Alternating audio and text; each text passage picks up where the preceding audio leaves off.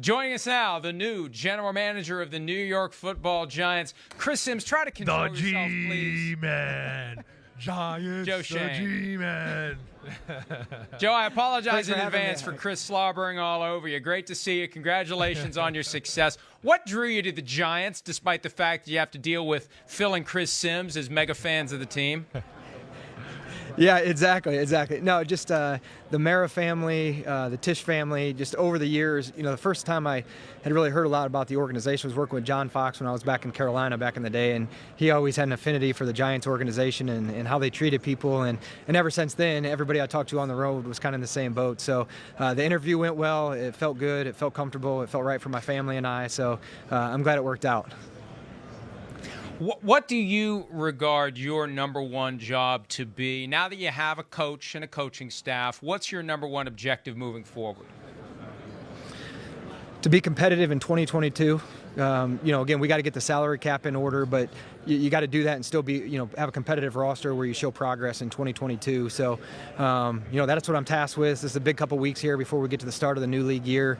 So still to get the cap in order and have a competitive roster and still look to the future as well, with the long-term vision of the organization in mind.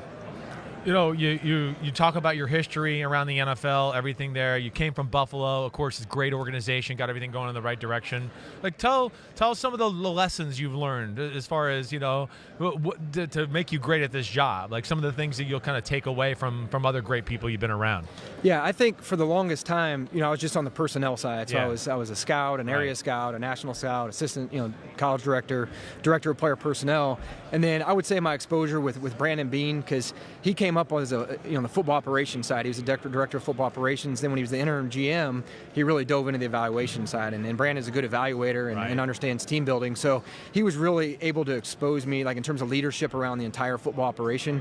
As much as you'd like to think this job is just sitting in your office and watching film for 12 hours a day and evaluating players and say, I'd pick that guy, I'd take that guy. It's not like that anymore. Yeah. So, you're dealing with, the strength department, you're dealing with the trainers, you're dealing with every aspect of football operations, the salary cap. So, kind of like a head coach, what gets you there, in terms of calling plays one side of the ball, or a special teams coach, a lot of time your time is, allocated elsewhere. It's the same for the general manager position. So working with Brandon, that really set me up for this, just understanding how to lead an entire football, organization. Yeah, right. So now you're there, you're with a guy that you're familiar with in Brian Daboll.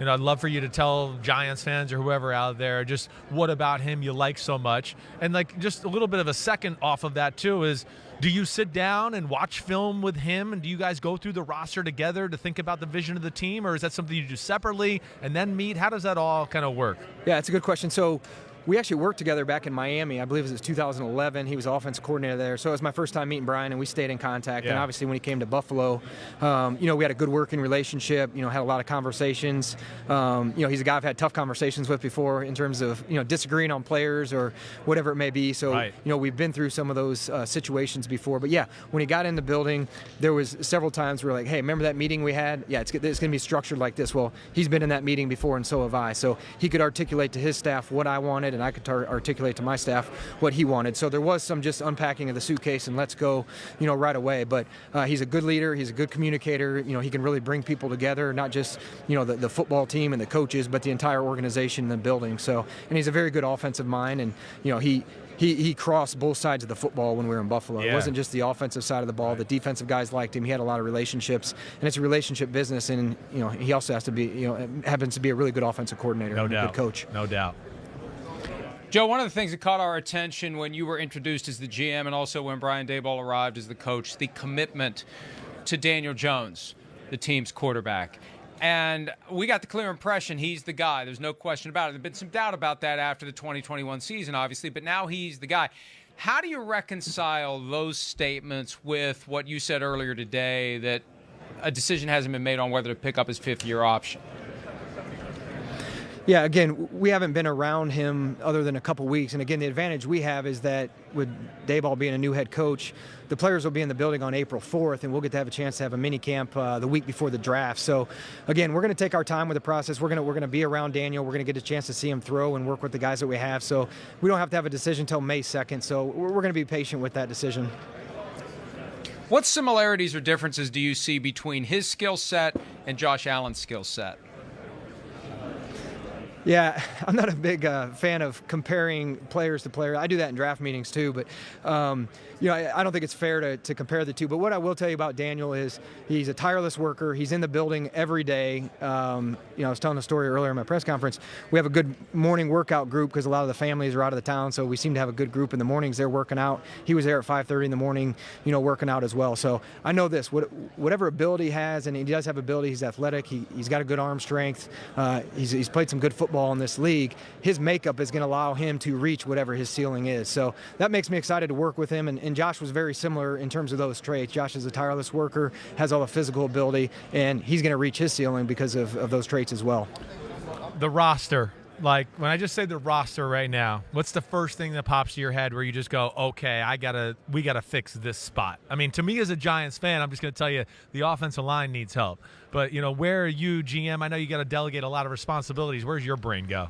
Yeah, the roster goes, we have a lot of work to do. Yeah. We have a lot of work to do. Yeah. But the offensive linemen, right now we have 5 offensive linemen that are healthy. So, right.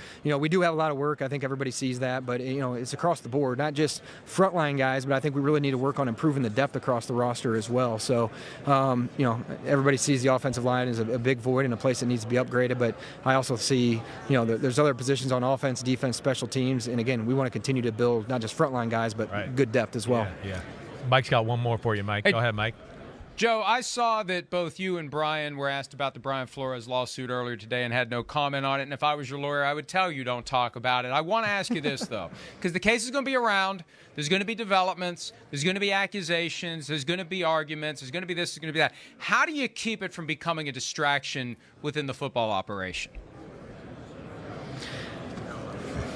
Yeah, that's a good question. Again, it's under investigation right now, so I'm just going to stay away from that. We'll do our best if it becomes a distraction to try to nip it in the butt, but I don't foresee that becoming an issue. Well done. Well done. Joe, Sounds like you've been counseled by a better lawyer than Florio. Sounds like you've been counseled by somebody better. Way to go. Yes. Yes. Well done, Joe. Got it. See, that's why you Giants material right there. Yeah, thanks, Mike. And hopefully next time you come, I'll get you the steak and the wine again next time you come through. We'll have a big steak and a big bottle of wine, and probably need 2 or 3 of them if Simms is around. Thanks, Joe. Good luck going forward. Yeah. All right. Thanks, Mike. Good talking to you again. Here we go, Giants. Hi, I'm Mike Tirico, and thanks for watching. Make sure to hit subscribe for the latest news and highlights from NBC Sports.